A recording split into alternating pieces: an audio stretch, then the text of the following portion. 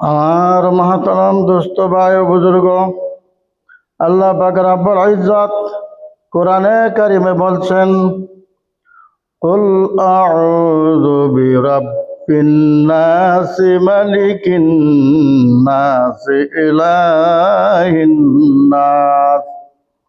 আল্লাহ বলছেন, হে নবী, হে আমার প্রিয় নবী, আপনি বলে দেন যে আমি পানা চাই ওইগুলি মানুষের থেকে যারা মানুষকে ইবাদত করে, যারা মানুষকে রব বানায় আর মানুষকে তারা পূজা করে, ওইগুলি মানুষের থেকে আমি পানা চাই। হে নবী, আপনি শোনায় দেন।